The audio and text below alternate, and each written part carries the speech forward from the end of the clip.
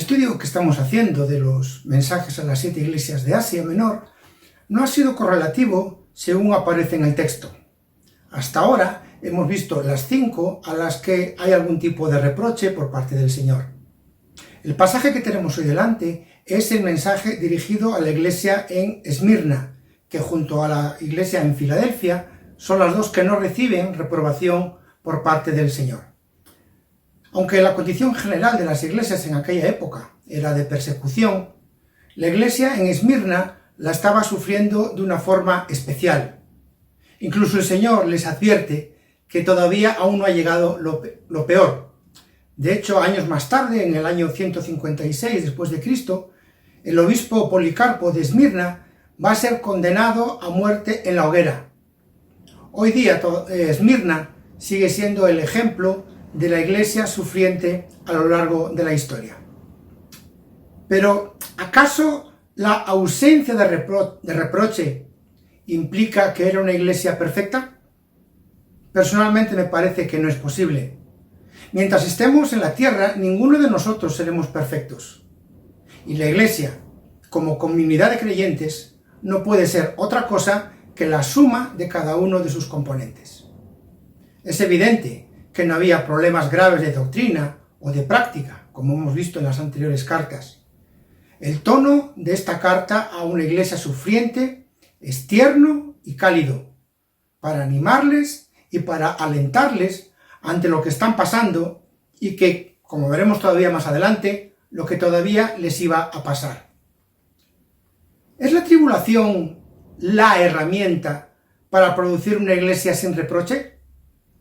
He oído oraciones rogando al Señor que venga una persecución, para que así se limpie su iglesia y produzca perfección. Es cierto que Dios permite las dificultades en nuestra vida para probarnos y para madurar como hijos suyos. Es cierto que en las circunstancias más difíciles la iglesia puede y debe crecer en madurez y seguir constante en su misión evangelística y pastoral a pesar de las limitaciones. Es probable también que nos hayamos acomodado y que hayamos perdido la pasión, como pasaba con la iglesia en Éfeso, y que de verdad necesitemos ser sacudidos por el Señor para despertar y volver en sí. Pero es cierto también que la persecución produce grandes tragedias a nivel personal, familiar y también eclesial. Consecuencias que pueden llegar a la misma muerte. Pedir al Señor que envíe sufrimiento y dolor sobre los suyos me parece como mínimo cuestionable. Seguro que Dios tiene más herramientas para trabajar en nuestras vidas y es nuestra responsabilidad utilizarlas con sabiduría. El Imperio Romano, en líneas generales, era tolerante con las religiones de los pueblos a los que conquistaba.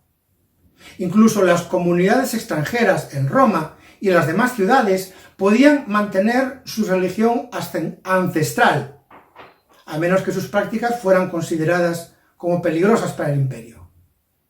El judaísmo, como religión de uno de esos territorios conquistados y con una amplia historia detrás, era una religión permitida. Y durante un tiempo los cristianos fueron considerados por los romanos como una secta o como un grupo dentro del judaísmo. Pero ante las protestas de los judíos rechazando esta relación, el cristianismo ya no podía ser practicado abiertamente, ya que ni era una nación conquistada ni era una religión ancestral. Ante el establecimiento del culto imperial a los diversos emperadores, del que los judíos, como otras religiones lícitas, estaban exentos, los cristianos se vieron en el conflicto de adorar al emperador o sufrir las consecuencias. De manera que el papel de los judíos no fue solamente el de quitarles, el paraguas legal, sino que de una forma activa buscaron la aniquilación del cristianismo con calumnias y con falsas acusaciones.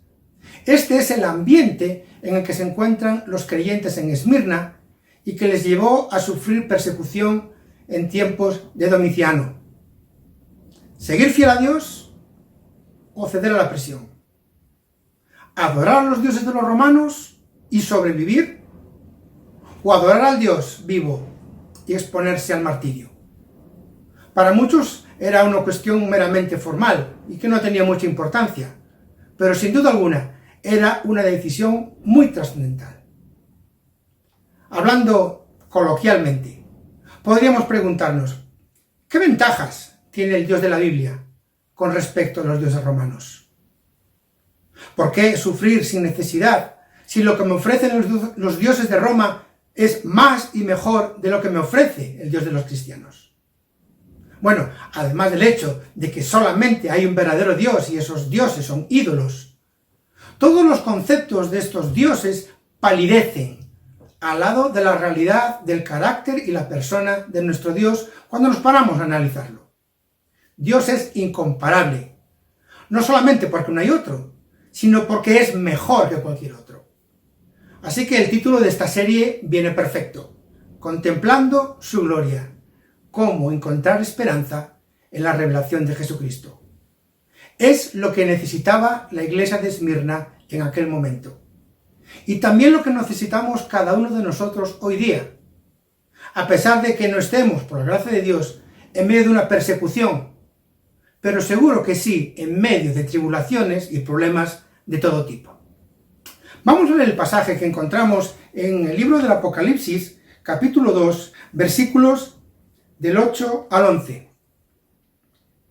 Y escribe al ángel de la iglesia en Esmirna, el primero y el postrero, el que estuvo muerto y vivió, dice esto: yo conozco tus obras y tu tribulación y tu pobreza, pero tú eres rico, y la blasfemia de los que se dicen ser judíos y no lo son, sino sinagoga de Satanás.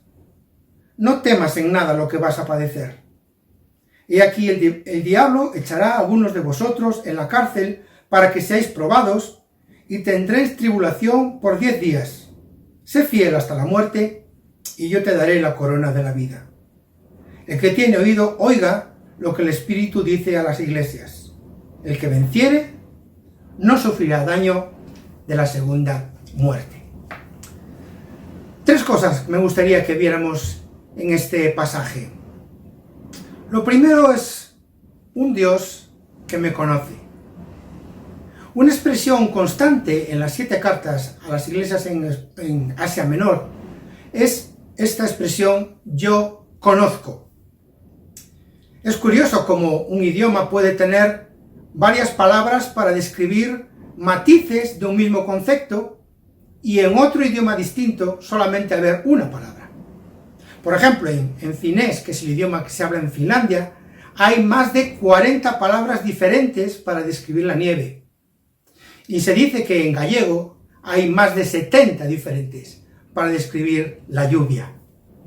En el griego, por ejemplo, hay 3 palabras diferentes con diferencias muy esenciales, cuando en nuestras Biblias aparece en castellano la palabra amor. Cuando pensamos en este yo conozco y pensamos en este concepto en castellano, pues es un concepto muy amplio, que puede implicar pues simplemente reconocer a una persona o pues saber cosas de una persona por recibir información. Cuando acudimos al griego, y para eso hay unas herramientas fantásticas, diccionarios, léxicos, ese conocer nos habla de un conocimiento de primera mano, de alguien que tiene toda la información y que la ha obtenido por sí mismo y no por medio de otros. Dios nos conoce porque no necesita que nadie le informe acerca de nada. En primer lugar, porque Él es omnisciente. En segundo lugar, porque Él es omnipresente. Y en tercer lugar, porque Él vive en cada creyente en la bendita persona del Espíritu Santo. Y esto es una enorme diferencia con respecto a los dioses griegos y romanos. Estos dioses estaban en el Olimpo, viviendo su vida, viviendo sus circunstancias y viviendo totalmente ajenos a las personas. El Dios de la Biblia es un Dios que me conoce. ¿Y qué es lo que conoce este Dios? Hemos leído que conoce tus obras, aunque aparece en nuestra Reina Valera. En la mayoría de los manuscritos no aparece, y si veis otras versiones de la Biblia no vais a encontrar esta expresión, aunque es evidente que Dios conoce nuestras obras. Dice que yo conozco tu tribulación. Tribulación nos habla acerca de una situación difícil, de una situación de carga, de presión, de asedio. No es que estuvieran pasando por un pequeño problemilla, sino que estaban pasando por algo muy serio. Y lo que estaban pasando era el resultado de su negativa a dar culto a los dioses romanos y en especial al culto imperial, que se había convertido en una especie de test de lealtad o de fidelidad a Roma. Hay una fuerte acusación por parte de los judíos, que son los que causan esta situación. Ellos actuaban delatando a los cristianos y acusándoles falsamente de rebeldes contra el César. Dios sabe esta situación. Dios conoce el problema y también conoce la causa de esta situación. No están siendo perseguidos por ser delincuentes. No están siendo perseguidos por rebelarse contra Roma. Están siendo perseguidos por ser fieles a Él. Él también dice, yo conozco tu pobreza. Pobreza que hace referencia a su situación económica. La ciudad de Esmirna era una ciudad rica y próspera, tan rica y tan próspera que acuñaba su propia moneda. De hecho, era conocida en aquella época como la Dorada. Grandes edificios, grandes calles, templos lujosos. Sin embargo, los cristianos pasaban estrecheces. Y posiblemente esa era la causa del problema, por ser cristianos. No debía ser nada fácil ganarse la vida en aquella gran ciudad, en aquella rica ciudad, ante la oposición y la persecución. Yo conozco tu tribulación, yo conozco tu pobreza, pero tú eres rico. Yo sé que tú eres rico, yo conozco tu situación material, pero también conozco la situación espiritual. Y la situación espiritual de la iglesia en Esmirna era radicalmente diferente a su situación material. Y es esa situación, la espiritual, a la que el Señor le da valor. La semana pasada veíamos la iglesia de la Odisea y veíamos el concepto totalmente distinto. Ellos pensaban que eran ricos, pero la verdad es que eran pobres espiritualmente. Esmirna no. Eran pobres materialmente, pero ricos espiritualmente. Quizás los cristianos en Esmirna tenían la autoestima un poco baja. Y el Señor acude a ellos y les hace ver que son muy valiosos delante de sus ojos. De manera que el único Dios es un Dios que me conoce, y eso hace que sea un Dios incomparable. No es como los dioses del Olimpo, que están en su propio mundo, ajenos a las circunstancias humanas, sin prestarles el más mínimo interés. Es un Dios que, aunque está arriba, en el cielo, mira hacia abajo a sus criaturas. Se interesa de forma genuina por ellos. No es alguien que está ajeno al ser humano.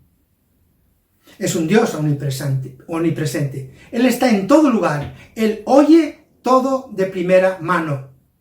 No necesita que nadie le informe. No necesita que nadie le ponga al corriente. Es un Dios omnisciente que conoce todas las cosas.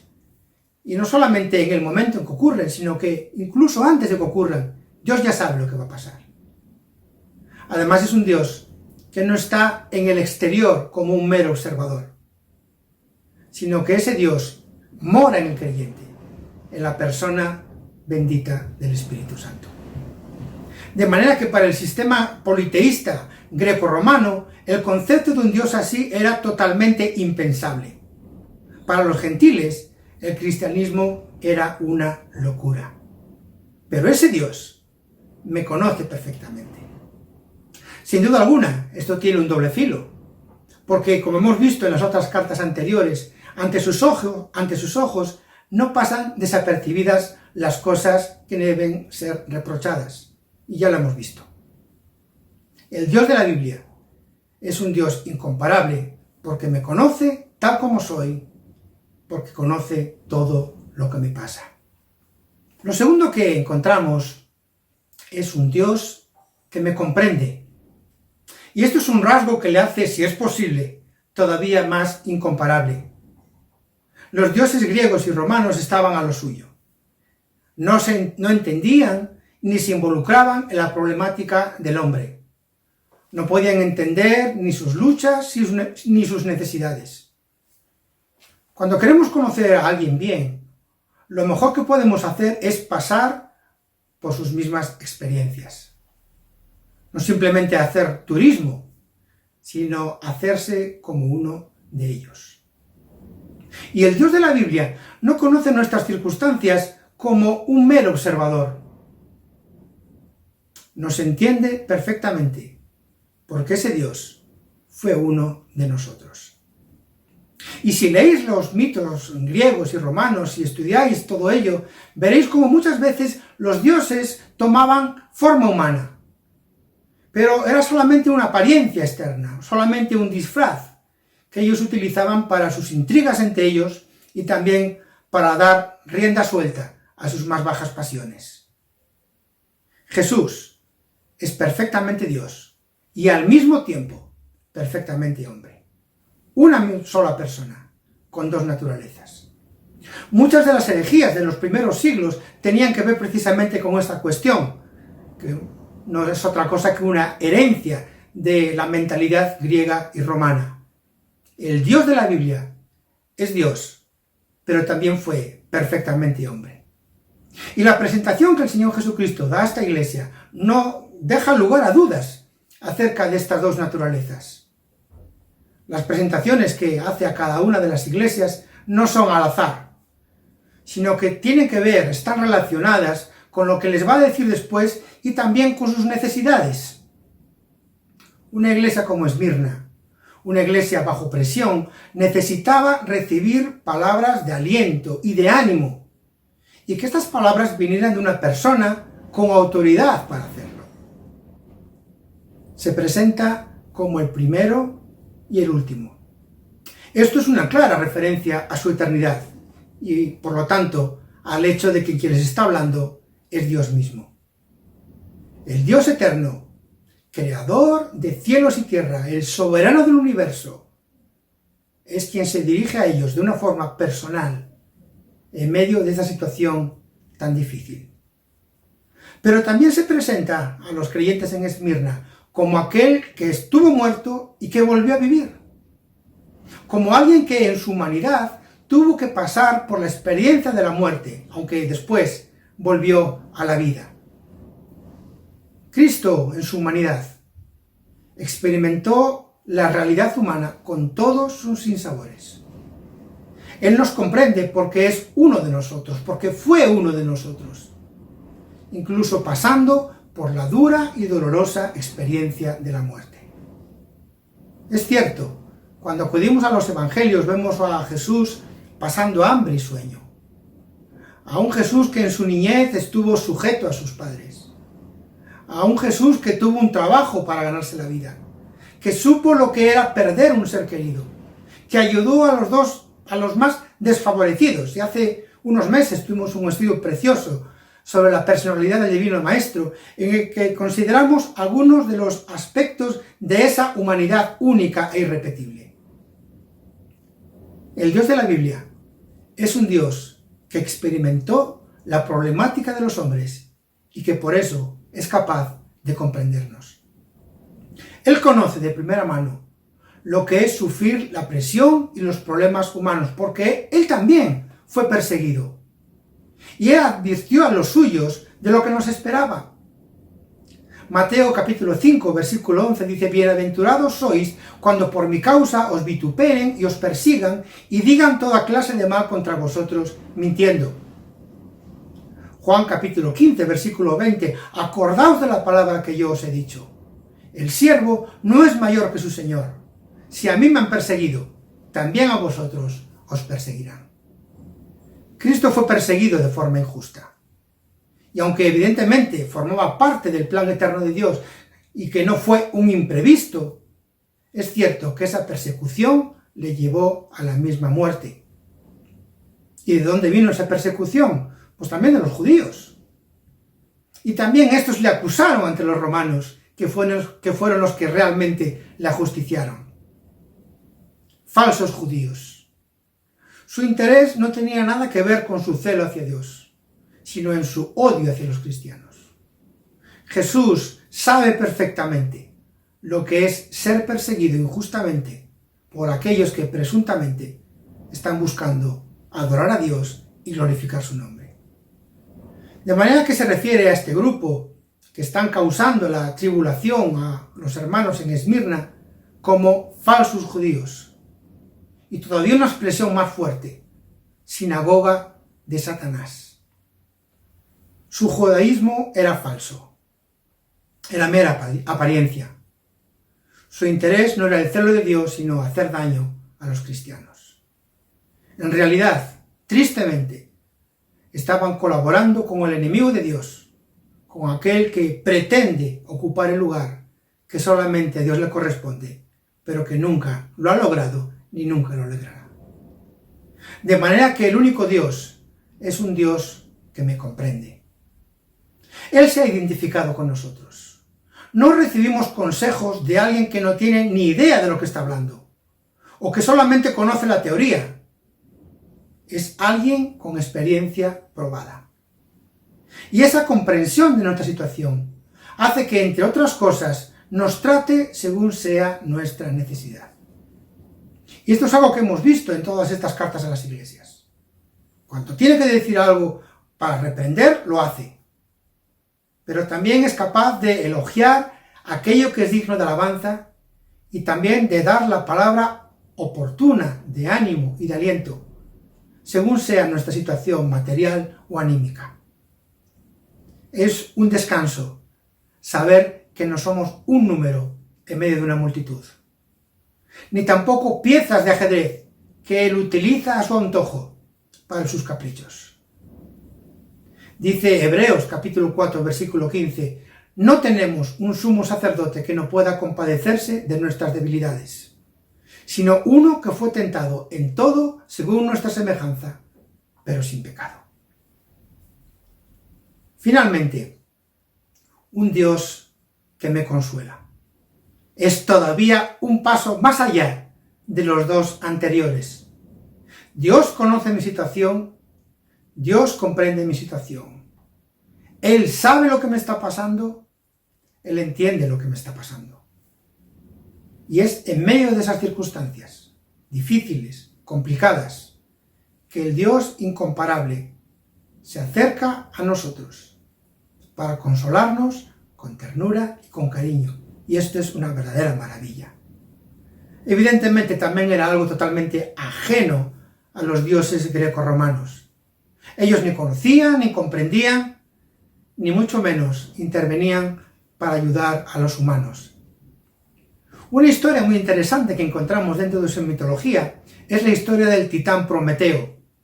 Se nos dice que en 2 ocasiones intervino para ayudar a los seres humanos, para suplir sus necesidades más básicas, el alimento y el fuego. Y siendo descubierto por los dioses, fue castigado duramente. No había ningún tipo de interés por echar una mano. No había ningún tipo de interés por ayudar en situaciones, ni en el ámbito material, ni en el ámbito anímico. El Dios de la Biblia es totalmente diferente. Esta carta, de una forma especial, destila calor, cariño, ternura, a una iglesia que estaba muy necesitada de ello. Y esto es algo que podemos ver a lo largo de toda la Biblia. Dios interviene de pura gracia para tener misericordia del ser humano, para prestarle ayuda. Somos sus criaturas. Es cierto que nos hemos rebelado contra Él, pero Él no nos deja nuestra suerte, sino que nos muestra y demuestra su amor eterno antes de la creación del mundo, antes de nuestra caída. Y de una forma muy especial, Él muestra su ternura por sus hijos, por aquellos que han sido incorporados por la fe a la familia de Dios, la Iglesia de Jesucristo, a lo largo de todo el mundo, a lo largo de toda la historia.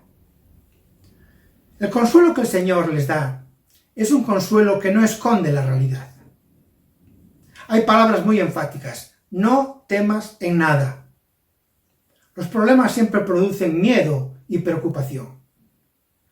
El Señor acude a nuestro lado y nos invita a que dejemos a un lado el temor. No porque Él vendrá a solucionar el asunto, no porque Él vaya a hacer que de alguna forma sobrenatural termine la persecución, porque lo que encontramos es una advertencia, más bien en todo lo contrario. Lo peor está por llegar y tienen que estar avisados y preparados para ello. Hace unas semanas escuchaba una exposición sobre este mismo pasaje de mi buen amigo Rubén Ugili de la iglesia en Salamanca, en Paseo de la Estación, y le tituló así, me encantó el título: prepárate para lo peor. Esto es lo que le dice el Señor de la iglesia a los creyentes en Esmirna: preparaos porque aún viene lo peor. Va a venir una persecución mayor. Algunos de ellos tendrían que pasar por la cárcel. Yo no sé cuántos de vosotros habéis estado dentro de una prisión. Hace unos años, pues, tuve la oportunidad de estar dentro de una de ellas y la verdad es que impresiona mucho. Pero las cárceles de hoy, por terribles que sean, no se parecen en nada a lo que era una prisión romana. Aquello no era un hotel, ni mucho menos, ni los carceleros, personas que estaban buscando el bien de las personas. Incluso les dice: mira, alguno de vosotros, si seguís fieles, si seguís manteniéndoos constante en cuanto a mi testimonio, probablemente tengáis que pasar por la experiencia de la muerte. De manera que el Señor no esconde, el Señor no minimiza el coste, el precio que podemos tener que pagar por seguir fieles a Él. La vida cristiana no es ni un sendero de rosas, ni un camino llano. Parece que no hay mucho consuelo hasta aquí, ¿verdad? Parece que la cosa va a empeorar, que alguno va a morir como consecuencia de esta persecución que es injusta, que es de origen prácticamente satánico. Pero nos dice que, en primer lugar, su paso por la cárcel es para ser probados. La prueba es una circunstancia que Dios permite para nuestro crecimiento y para nuestra madurez. Hay un fin positivo más allá del dolor. También les dice que aquellos que tengan que pagar con su vida la fidelidad a Él serán recompensados en el más allá con una corona de vida. Un reconocimiento a aquellos que estuvieron dispuestos a pagar con el precio de su vida física su fidelidad al Señor. Y también les dice que como todos aquellos que son vencedores por la obra de Cristo, que somos todos los cristianos, no tendrían que sufrir la muerte segunda y final, que es la realmente peligrosa, porque es la que nos aparta de la presencia de Dios para siempre. Así es el Dios de los cristianos, el Dios de la Biblia. Un Dios que me conoce, un Dios que me comprende, un Dios que me consuela. Un Dios incomparable en quien encontramos esperanza y aliento en medio de todas las situaciones de la vida. Un Dios que está siempre cerca de nosotros. Un Dios que nos conoce, que nos entiende, que se preocupa por nosotros, que nos consuela y que nos ayuda. Espero que aquellos que ya pertenecemos a la familia de Dios y que estemos pasando por situaciones, quizás no de persecución o de tribulación, pero sí por otro tipo de problemas, podamos encontrar paz y descanso al meditar en su gloriosa persona. Ese era también uno de los objetivos del libro del Apocalipsis en el siglo I y también para nosotros 20 siglos después. Ese Dios de paz sigue y seguirá con nosotros hasta que nos lleve a su presencia. Pero para todos aquellos que no tenéis esta seguridad, espero que lo que hemos considerado os haga pensar y reflexionar acerca de Dios.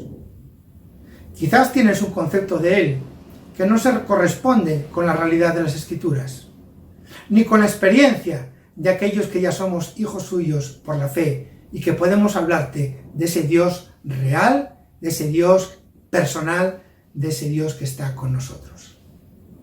Es nuestro deseo, es nuestra oración, que Él siga hablando a tu vida y que llegues a conocerle de forma personal.